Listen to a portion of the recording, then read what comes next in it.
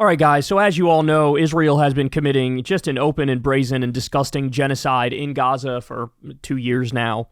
And, well, what's not discussed nearly as much is what's currently happening in the West Bank. In the West Bank, they're doing what's called mission creep, which is like slowly but surely try to do the same thing. Take over all the territory. They want to officially annex the entire West Bank. That's their goal. And look at what just happened the other day. So from Prem Thakur, he says, new Israeli settlers killed a young Palestinian American from Florida where he helped run a family ice cream shop. Comes days after we asked senators how many Americans have been killed in Palestine and Lebanon since October 7th. None knew. He is now the 7th. So Israel has killed 7 Americans within a pretty short time span. So he also came out and said, it's been more than 2 days since Israeli settlers killed a 20-year-old American. Donald Trump and J.D. Vance have still not said a word about it. There used to be a time, guys, I promise you there used to be a time where if an American was killed by a foreign country, especially one that was our ally, I use that term loosely, that would be a big deal. That would be discussed. There would be consequences. There would be a political action taken. There would be speeches given. Now, yawn, they just move on. Israel has killed 7 Americans, and somehow they're still our number one ally, our top ally. All right, so here's what they say over at Zeteo. Breaking, Israeli settlers kill American citizen in occupied West Bank, family says. Israeli settlers brutalized an American, beating him unconscious and blocking an ambulance from reaching him, according to the victim's family. The young Palestinian American was pronounced dead by the time he arrived at a hospital. Saifollah Musalet, 20 years old, was visiting his family in the Palestinian town of Al-Mazraz, Ash-Sharqiya.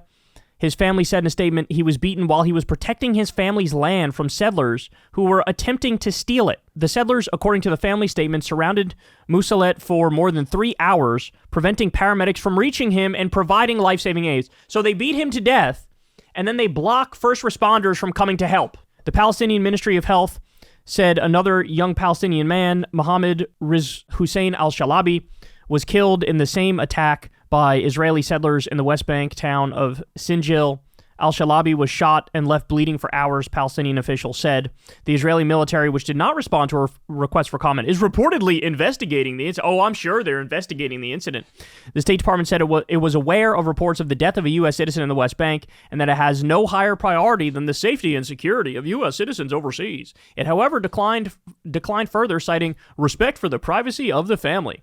So, yet again, here we have a 20-year-old American citizen murdered by Israel, beat to death by illegal, extremist Israeli settlers. They prevented first responders from coming to him, and the president has said nothing about it. J.D. Vance has said nothing about it. Nobody in the administration has said anything about it at all.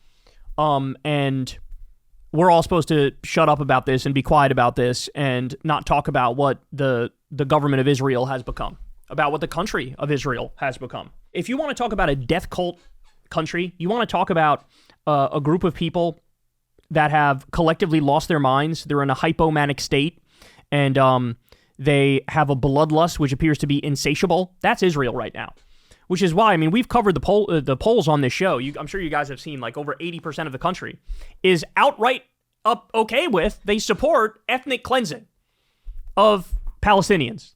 Over 80%. It's something like 50% support genocide in, like, stark, clear terms. Like, it's like, oh, if you take over a town or a city in war, you can kill everybody, right? And it's like 50%, they go, yeah, totally. Only 4% of the Israeli population says the IDF has gone too far in Gaza, right? And here in the West Bank, this is supposed to be like the success story where there's not an active genocide happening, but they're doing everything they can. Again, it's mission creep, slowly but surely. They take over more Palestinian land. You know, they burn their houses or they steal their houses. They destroy their farms. It's an encroachment strategy where day after day, it's like you take over a little more, you take over a little more, you take over a little more. And now they're at the point where there's regular lynchings. And remember, Trump got $100 million from Miriam Adelson, and the quid pro quo was, you got to let Israel take over the West Bank entirely. And that's what's happening. And even if 7 Americans have been killed thus far within the past year or two, that's not even a blip in the radar, not even a bump in the road. They will continue bulldozing ahead, quite literally. They do use bulldozers all the time to take more land. And nothing's going to stop them. So think about how disgraceful the situation is, where here we have this country, which we arm, we fund, we support as they do a genocide in Gaza and steal their territory and set up fake aid sites and then murder Palestinians when they go to get help. We do all that, and now we also, in the West Bank, have a similar situation where it's mission creep. They're stealing more and more land day after day, and we say nothing about it even when Americans get killed. Even when Americans get killed. So,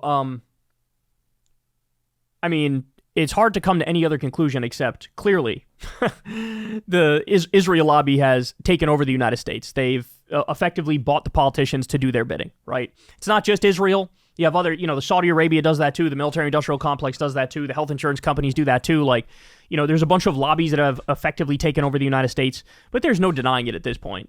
Like, the fact that we're the ones who serve them. Like, they're supposed to be our client state. It oftentimes looks more like we're their client state, doesn't it?